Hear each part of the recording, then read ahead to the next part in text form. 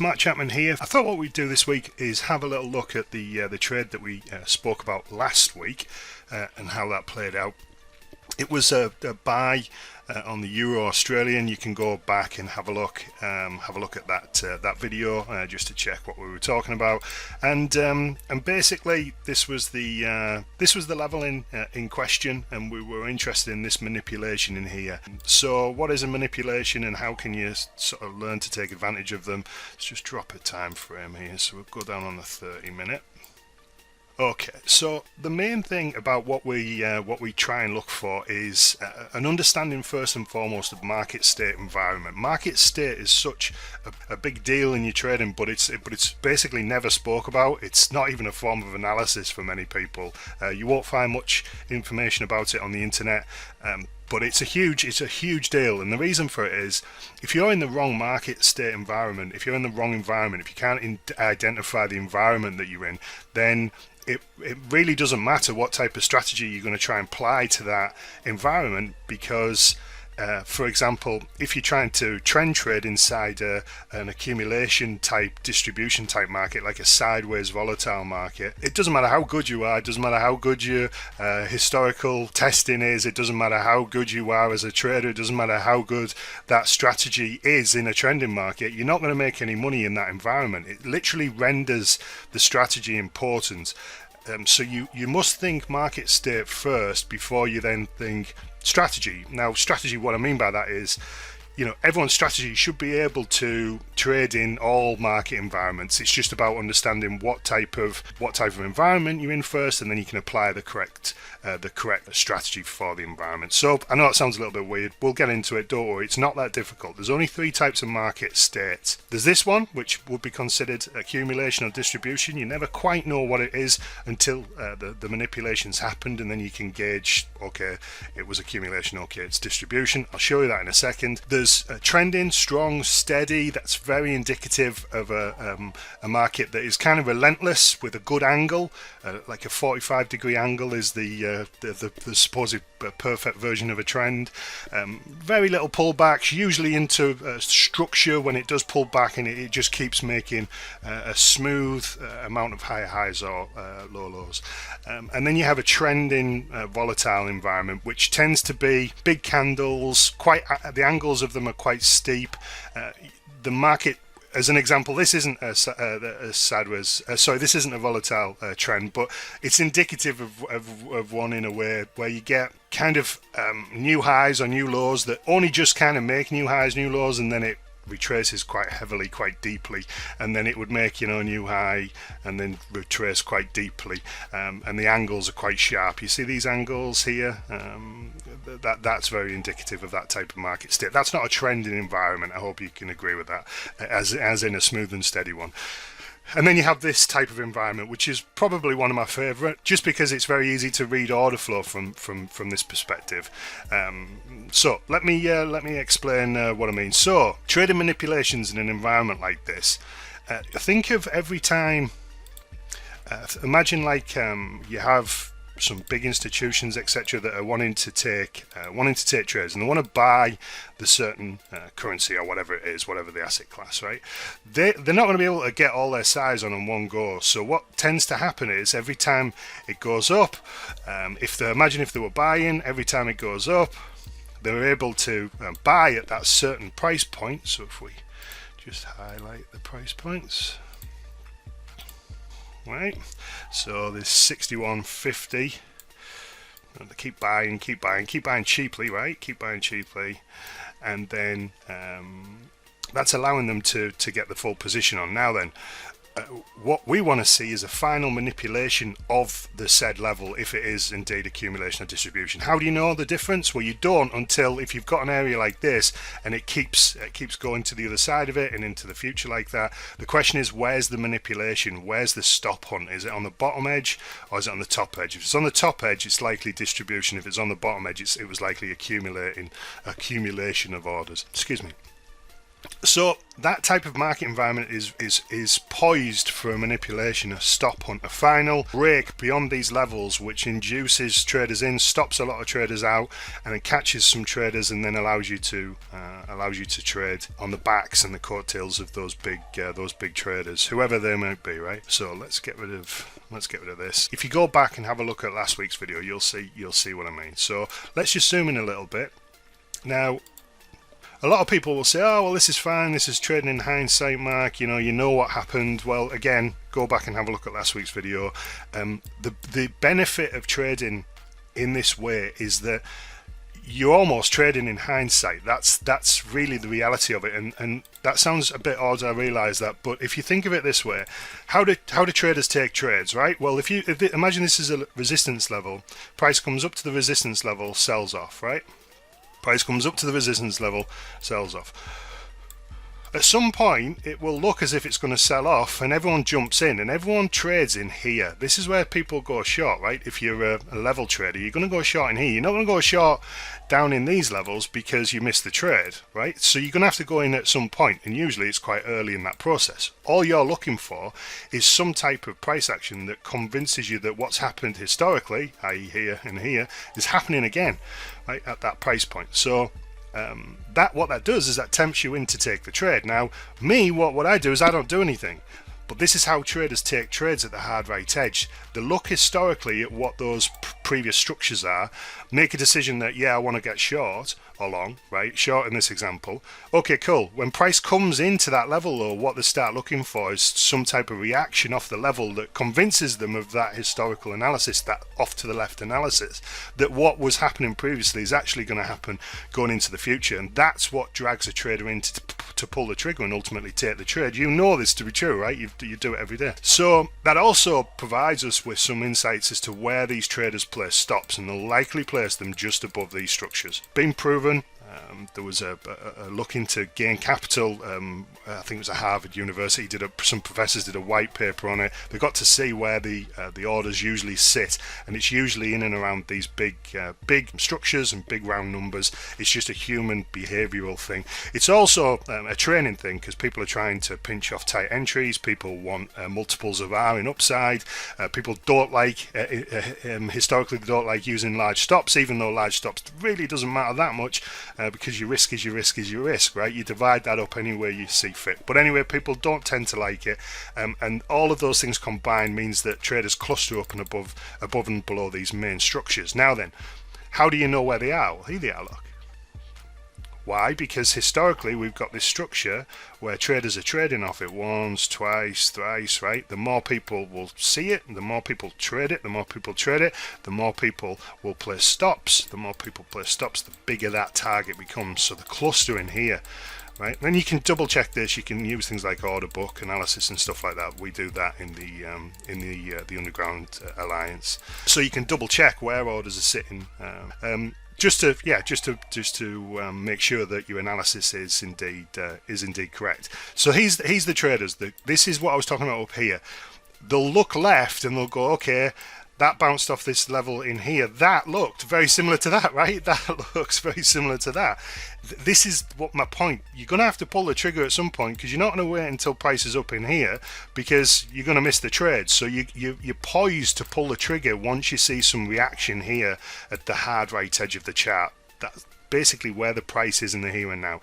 So here they are. Now then, the big question is, does this level hold like it did over here? Maybe it does. Well, why didn't you take that? Because that's not the way I trade. I'm not interested in taking trades like that. I want as much edge on my side as I possibly can. So if this doesn't work out, it just wasn't a setup. But from this position, I know a lot about this level, and I can rationalize it, understand it, and then I can act once I know the trade's in trouble for these said traders. There's only 3 types of traders, guys, and this is a huge thing to understand.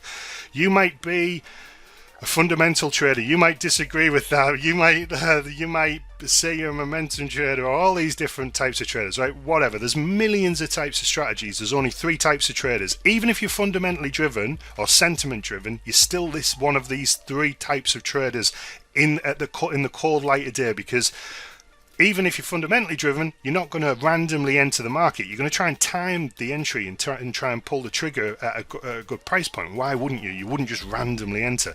So that leaves you with, it boils it down to three. You're either a retracement trader of sorts, some type of breakout trader, right, momentum trader, or some type of level trader. Full stop, draw a line in the sand, end of. I don't care whether you're an Elliotitian, I don't care whether you're a GAN trader, I couldn't care less. It boils down to one of those three types of traders. And that makes it, even though there's millions of strategies, all those strategies combine one of those three types of trades. Now what that does is that makes it very easy then for us to understand where our opponents are.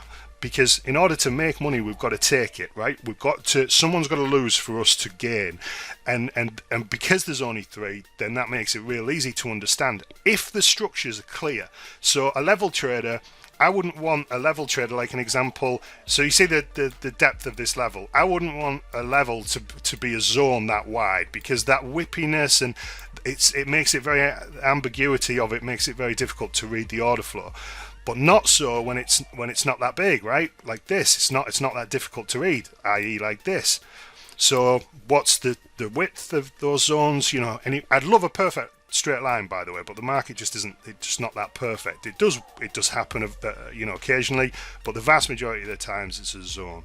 So I don't really want that more than 10, 15, 20, 30 pips max, and the less that distance is, the better. So I'm just looking for these contact points, as many of these contact points as I possibly can, and all within that vicinity, and that makes reading order flow easier. It makes reading the fact that traders are pulling the trigger in here, it makes it easier, right, to understand. If that was deeper, if this zone was a lot deeper like this, that makes that more difficult to read, because you can't be sure that level traders have got their eye on it and they're all going to pile in here, and I want that to be the case. So let me just clear this up a little bit. Right, so is this going to be a trade or is it not? I don't know any more than the next person, but what I am doing is I'm watching it to find out. So let me just get rid of this. Alright, so we'd move along and we just wait and see how it unfolds.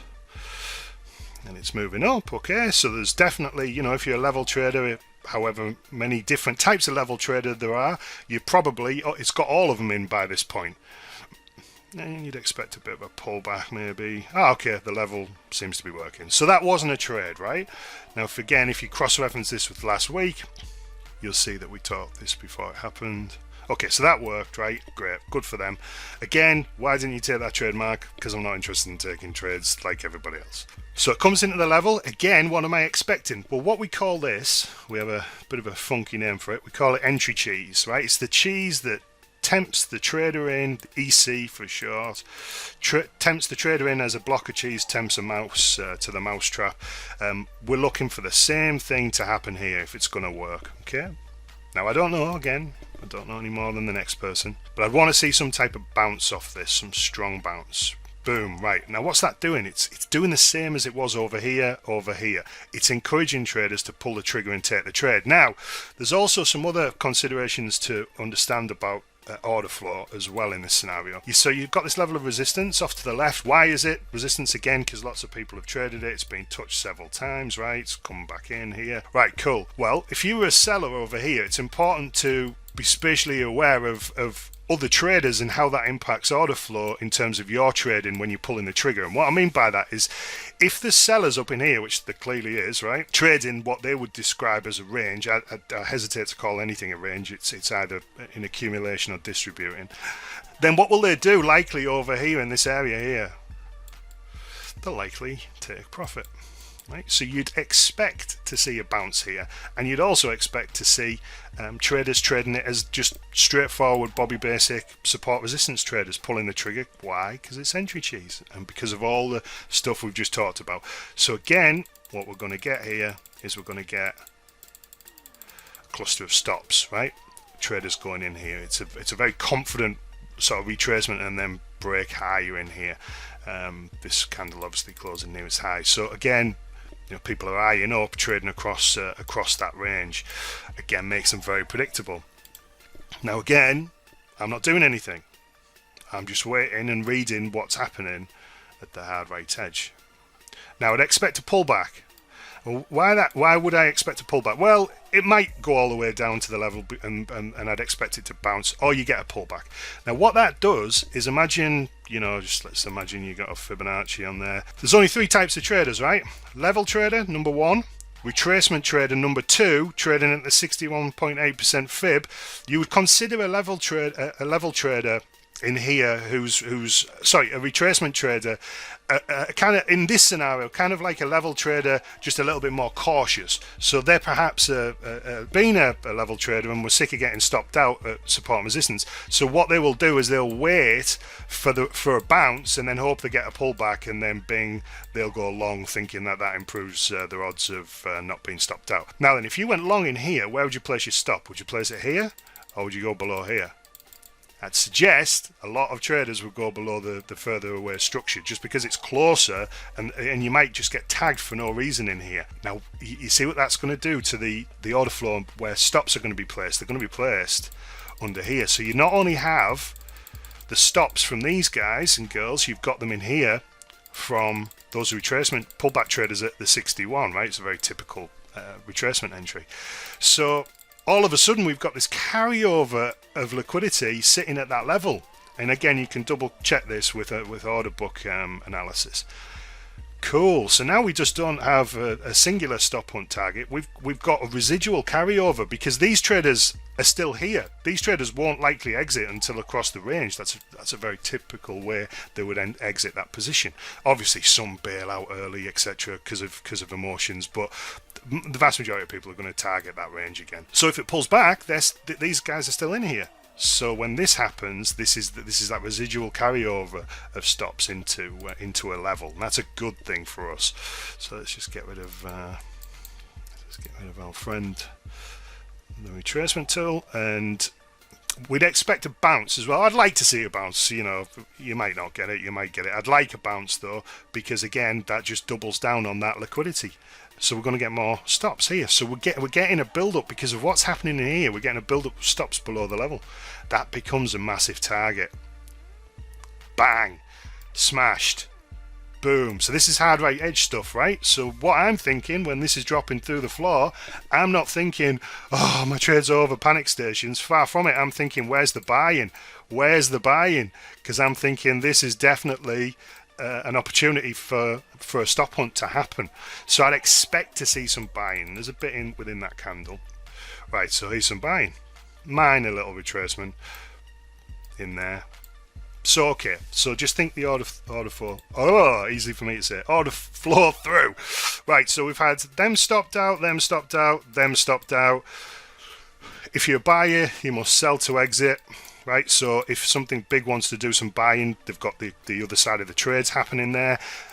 What's happening here? Remember the 3 types of traders? Breakout traders go short, selling. But this isn't forced liquidation, because this is these 3 occasions being stopped out is a forced liquidation event. These are willing sellers, right? Breakout traders are willing sellers. Now, why is that definitely a breakout trader piling in?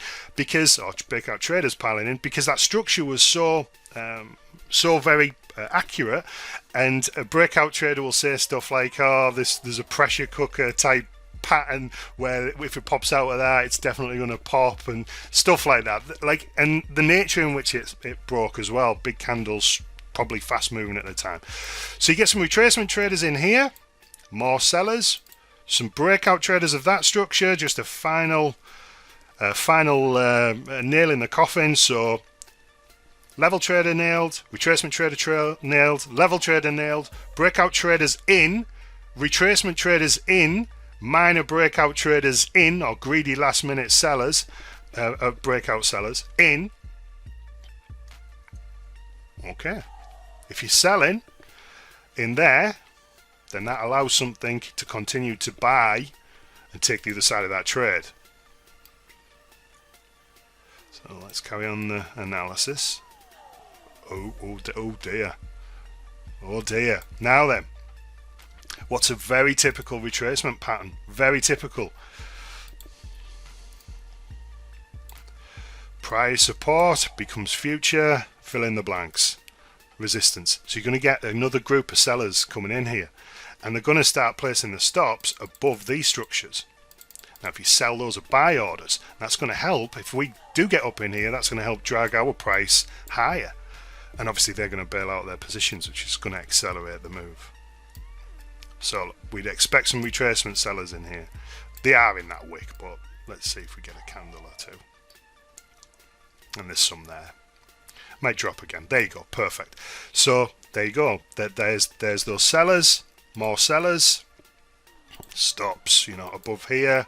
Maybe they go a little higher. Allowing this continuation of buying. And by the way, if you think of like something was accumulating orders at these levels, or things were accumulating orders at these levels, what they're doing down here, they're buying even cheaper than over in here. So we want to see a pop up now, and it follows through. Some more retracement sellers, some type of sell off maybe, and then up, bang. And then you look for the pullback, which we did in this case, and across the range. Eventually we go, and that was the trade. So I hope you've, and why would we target the other side there? For the same reasons I've just discussed. Everyone's trading at least to across there, and you can always pull your trade off and see if it holds. It may hold, and if it does, it doesn't matter, which it did. But there you go. That's a manipulation. So if we zoom out, you can see it better.